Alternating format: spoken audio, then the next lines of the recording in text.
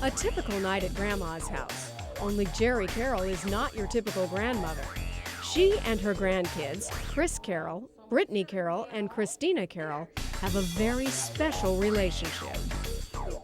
Sometimes kids ask, and Chris goes, well, she used to be my grandma, then she adopted me, now she's my mom. So I mean, he just...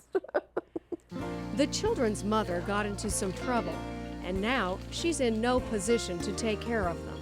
She wasn't doing or working on her life to get it back in order, and it was real unstable.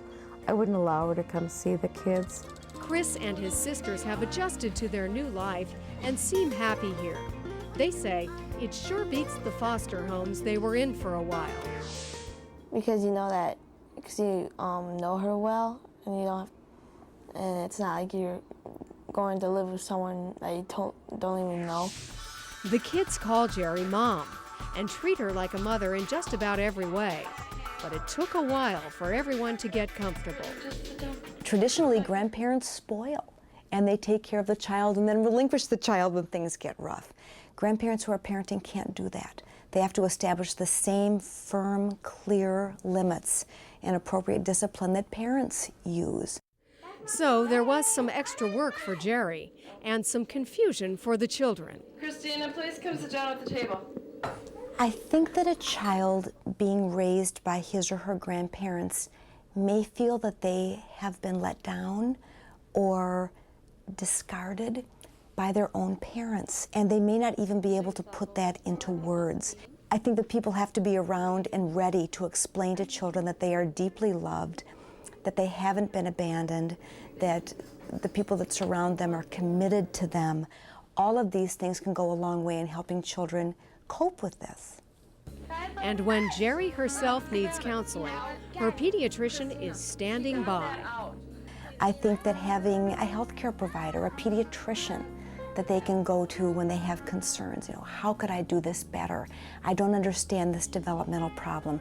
I don't understand this medical problem, or how to give the medications or treatments. The children can be a handful, just like all kids. You know what? I'm sorry. Mom, it isn't in there! You know what? It's hard to raise young children. They make you tired. And grandparents may experience fatigue, may need extra sleep that they just can't get. About the only time Jerry has to herself is late at night after the children have gone to bed. But as hard as she's working, she wouldn't miss it for the world. Jerry's situation is not uncommon. In fact, the U.S. Census Bureau estimated that in 2001, over 2.4 million grandparents were either partially or entirely responsible for raising their grandchildren. That figure is up almost 80,000 from the year before. So why are more and more grandparents finding themselves in the role of parent? I think there are many reasons that grandparents may step in to either take over the parenting or help with parenting their young grandchildren.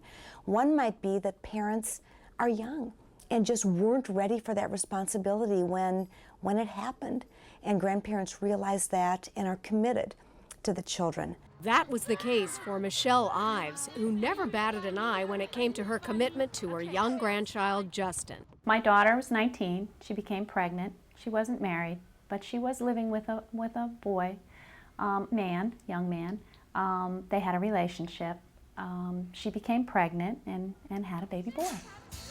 But the responsibility of motherhood was something that Michelle's daughter was not ready for, and Michelle recognized this almost immediately. She began to prepare herself, as well as her husband, for the possibility of becoming the parents of a young child again. Our heartstrings were tied. We just said, you know what, we don't have a choice. If she chooses not to take him with her, our only alternative is foster care. And we didn't feel that was an option.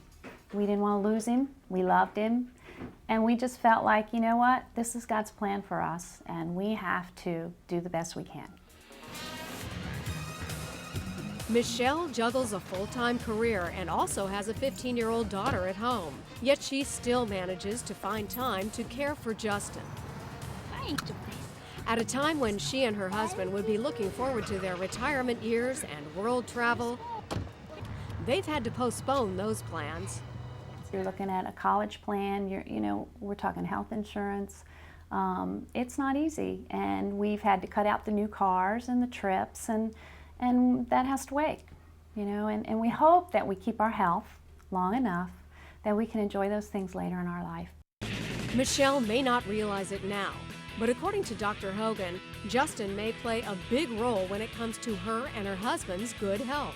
Having children around keeps you young, keeps you active, keeps you on your toes, and we all know now that when you exercise your brains and bodies, you enjoy health much longer. And Michelle definitely feels that she has been richly rewarded by her dedication to Justin. Justin has been a blessing to my husband. He's been a blessing to me, and we certainly are being rewarded by all the things that he gives us.